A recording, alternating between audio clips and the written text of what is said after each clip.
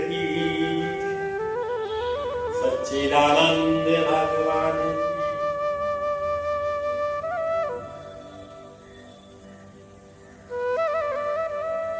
सुखदेव जी कहते हैं कि भगवान द्वारिकाधीश को मारने के लिए, जब भगवान द्वारिकाधीश ने कंस का वध किया तो कंस का ससुर था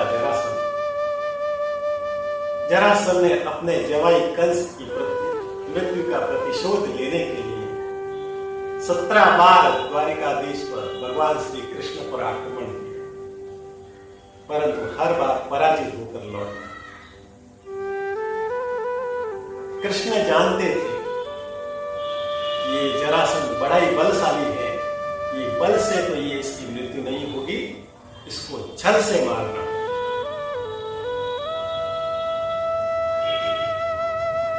एक बार जब जरासंध ने 20,800 राजाओं को बंदी बनाकर अपने कारागृह के अंदर डाल दिया और उनके जितने भी जो धन थे, सोना थे, चांदी थे, उनको लूट कर अपने राज्य के अंदर लिया। उन 20,800 राजाओं के ने भगवान द्वारिकाधीश से प्रार्थना की। उनका एक दूत द्वारिका के अंदर आया और द्वारिकाधीश को उन 20,800 राजाओं की वेदनाओं को सुनाया कि हे द्वारिकाधीश, आप तो दीनों की रक्षा करने वाले दीन बंधु हो, आपकी शरण में जो कोई भी आता है आप उनकी प्राणों की रक्षा करते हैं। कृपया करके हम इस पापी असुर जरासंध की कारागृह के अंदर बंद हैं, हमें मुक्त कीजिए, इन कारागृह से मुक्त कीजिए, हमारे दुखों को दूर कीजिए। द्वारिकाधीश ने जब ये बात सुनी तो दूत को कहकर वहां से भेज दिया, हे दूत, जो कोई मेरी शरण में आता है मैं उनके प्राणों की रक्षा अवश्य करता हूं। तुम यहां से जाओ और जरासंध का वध करके मैं इन 20,800 राजाओं को उनकी कारागृह के बंधन से मुक्ति दिला। तब द्वारिकाधीश भगवान श्री कृष्ण अर्जुन और भीम के साथ में एक योजना बनाई। भगवान जानते थे कि जरासंध प्रवृत्ति से अशुद्ध था, लेकिन उनका दान देने का एक स्वभाव था। जब भी उनके द्वार पर कोई मांगने के लिए आता है, कोई याचक आता और किसी भी वस्तु की मांग करता तो उसको वो अवश्य देते, उनको खाली हाथ कभी नहीं लौटा। ये उनका एक स्वभाव था। तब भगवान श्री कृष्ण, अर्जुन और भीम ने ब्राह्मण का वेश धारण करके जरासंध के महल के मुख्य द्वार पर आए। जैसे ही जरासंध भगवान की पूजा करके बाहर ही आने वाले थे तो तीनों ब्राह्मण के वेश में पहले तो द्वारकाधीश ने जरासंध को कहा कि हम आपसे कुछ मांगना चाहते हैं। जरासंध ने कहा कि बोलो, क्या वस्तु मांगना चाहते हो? जो तुम मांगोगे मैं अवश्य दूंगा। परंतु कृष्ण ने ब्राह्मण के वेश में कहा कि पहले तुम वचन दो कि जो हम मांगेंगे तुम वो अवश्य दोगे। जरासंध को अपने शक्ति पर, अपने पास इतना धन और बल का उसके ऊपर बड़ा ही अहंकार था। उसने सोचा कि ये तो ब्राह्मण है, मांग कर भी क्या मांगेंगे, थोड़ा बहुत कोई भी अन्न मांगेंगे, गाय मांगेंगे, या थोड़ा बहुत रहने के लिए कोई भी जमीन, नगर, और क्या मांगेंगे। अरे ये क्या, मैं तो अपना महल भी दे दूं, मैं अपना राज्य भी इसको दे सकता हूं। मैं इतना बलशाली हूं कि आज मैं दान में दूं और और कल इनके ऊपर आक्रमण करके इनको पराजित करके पुनः मैं प्राप्त करूंगा। बोलो, मैं तुमको वचन देता हूं, तुम जो मांगोगे मैं तुमको अवश्य दूंगा। जब उसने वचन दिया तो भगवान कृष्ण ब्राह्मण के वेश में उन जरासंध को कहने लगे, युद्धं नो देहि राजेंद्र वदसो यदि मन्यसे युद्धोर्थिनो वयं प्राप्ता राजन्यानां काक्षिणा। हे राजन, हमें कोई अन्न नहीं चाहिए, हमें कोई धन का भी कोई लोभ नहीं है, हम तो युद्ध की भिक्षा मांगते हैं। हम आपके साथ में द्वंद्व युद्ध करना चाहते हैं। आप द्वंद्व युद्ध की भिक्षा हम मांग रहे हैं, आप उसे प्रदान कीजिए। जब जरासंध ने ब्राह्मणों से द्वंद्व युद्ध नामक ऐसी बात सुनी तो आश्चर्य में पड़ गए। ये ब्राह्मण नहीं, कोई तो क्षत्रिय लोग थे, क्योंकि युद्ध की बात तो केवल क्षत्रिय ही कर सकते हैं, ब्राह्मण। कि जरासंध ने अर्जुन के अंगूठे की तरफ देखा तो अंगूठे पर निशान। जरासंध ने सोचा, ऐसा निशान तो केवल उसी का होता है जो धनुष चलाता हो, धनुधारी हो। कौन हो ये ब्राह्मण? नहीं, कोई और है। जरासंध तुरंत क्रोध में आकर कहने लगे कि तुम ब्राह्मण नहीं हो, तुम अपने असली रूप में आ जाओ, नहीं तो मैं इतना बलशाली हूं, मुझे क्रोध आ गया तो तुम किसी भी रूप के लायक नहीं रहोगे। बोलिए वहां देवी हरिलाल की। भगवान ने कहा कि अब आपने पहचान ही लिया है तो हम अपने असली रूप में आ ही जाते हैं। जैसे ही अपने असली रूप में आया तो जरासंध उन तीनों को देखकर हंसने लगे। अरे कृष्ण, अरे अर्जुन, अरे भीम, अरे तुम सीधा सीधा ही मुझे कह देते द्वंद्व युद्ध के लिए, मैं कौन सा मना करने वाला। ऐसे ब्राह्मण वेश में आकर ऐसे बहरूपिये की तरह नाटक करने की क्या आवश्यकता थी। और कृष्ण, मैं जानता हूं तुम सीधा काम तो कभी कर ही नहीं सकते।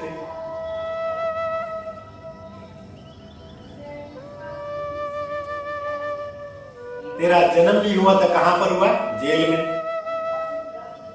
और वो भी कब? आधी रात को। तुम मुरली रखते हो तो हमेशा टेढ़ा रखते हो, मोर पंख रखते हो तो हमेशा टेढ़ा रखते हो, खड़े भी रहते हो तो टेढ़ा रहते हो, टेढ़ा पांव करके।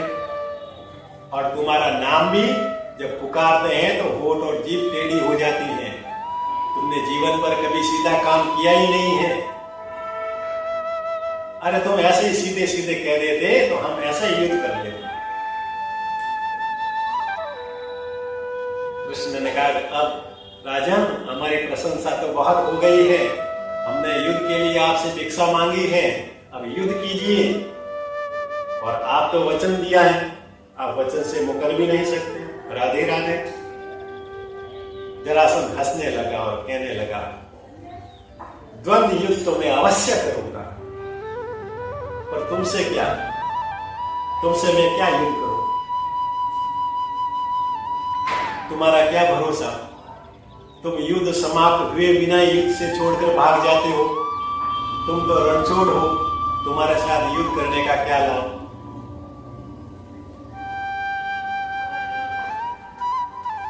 क्योंकि तुमने कभी सीधा युद्ध किया ही नहीं। अवसर हुआ, युद्ध से भाग गए, इसलिए तुम्हारे साथ युद्ध तो नहीं करूंगा। सुखदेव जी कहते हैं कि जरासंध ने फिर अर्जुन की तरफ देखकर कहा, ये आयु, अवस्था और बल के अंदर मेरे से बहुत छोटा है,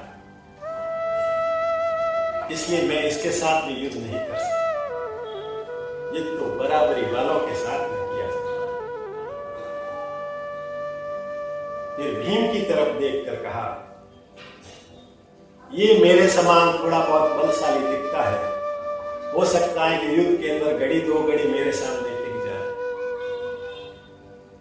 ऐसा कहते हुए जरासंध और भीम के साथ में युद्ध प्रारंभ हुआ। 1, 2, 3, 25, 26, 27 दिन तक अनवरत युद्ध हुआ। ना भीम हारा, ना जरासंध हारा, ना भीम की विजय हुई, ना जरासंध की विजय हुई। जब दोनों ही बराबरी पर थे, भगवान जानते थे कि जरासंध की मृत्यु आसानी से होने वाली नहीं।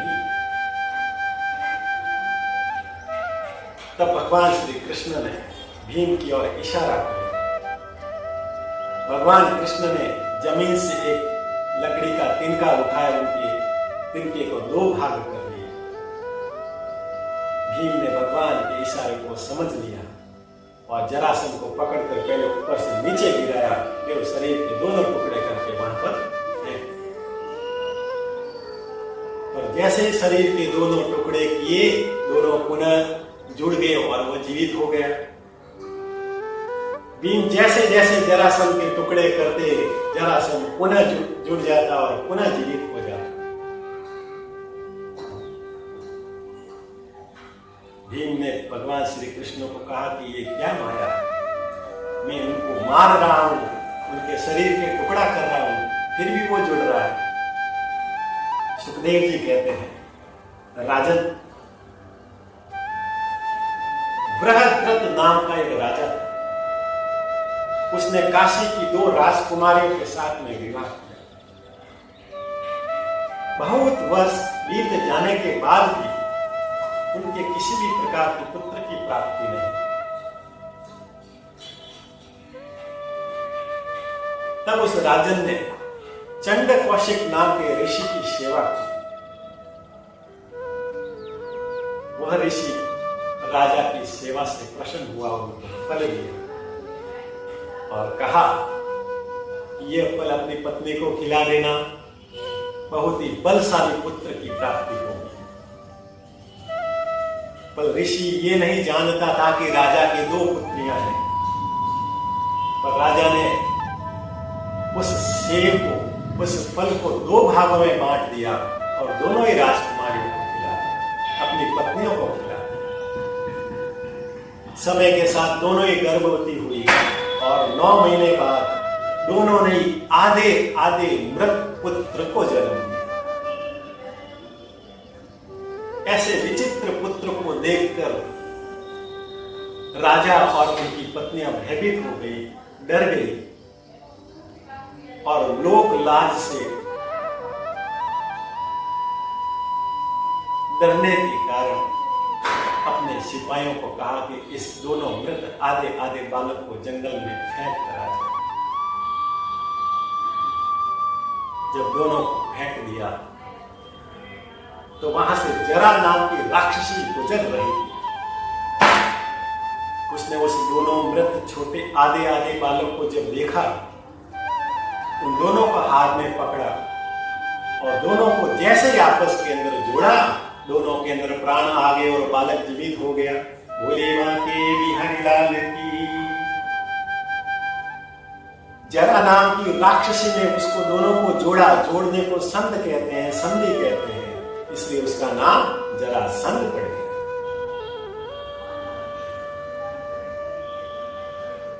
सुखदेव जी कहते हैं कि भीम के बार बार उसके शरीर के टुकड़े करने पर भी वह जुड़ जाता है और पुनः जीवित हो जाता है।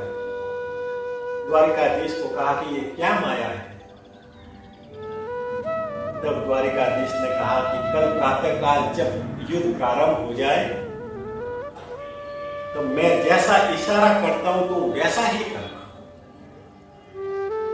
जैसे ही प्रातः काल दोनों का युद्ध प्रारंभ हुआ, भगवान ने तिनके को उठाया, उनके 2 टुकड़े किए और दोनों को विपरीत दिशा के अंदर फेंक दिया।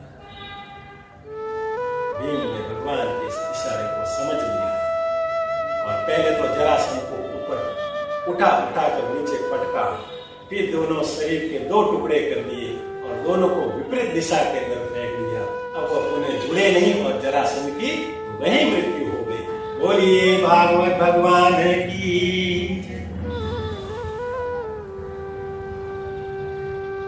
सुखदेव जी कहते हैं कि इस प्रसंग से हमें सीख मिलती है कि हम कई बार बार किसी भी कार्य को करने के लिए प्रयत्न करते हैं, फिर भी हमें सफलता नहीं मिलती। हम भगवान को याद करते हैं, लेकिन कलयुग के अंदर भगवान प्रत्यक्ष रूप से हमारे सामने आकर कभी मदद नहीं करते हैं। वह किसी न किसी अप्रत्यक्ष रूप से हमें इशारा करते हैं, हमें कोई संकेत देते हैं। भगवान के उस संकेत को यदि हम समझ लेते हैं तो हम सफलता प्राप्त कर लेते हैं, हमारा कल्याण हो जाता है। बोलिए मां के बिहारी लाल की। इस प्रकार से जरासंध का वध कर दिया, और जरासंध का वध करने के बाद उस जरासंध ने 20,800 राजाओं को बंदी बना रखा था।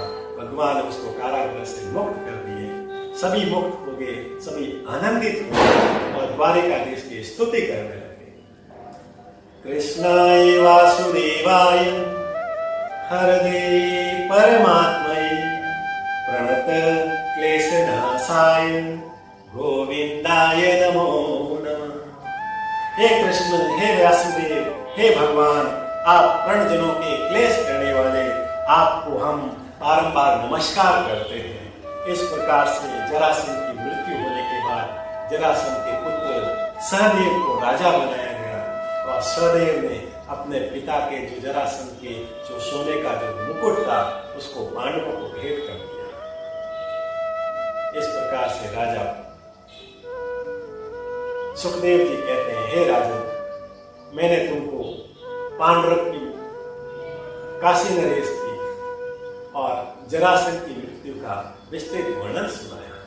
बोली मां के बिहारी लाल की, सच्चिदानंद भगवान की।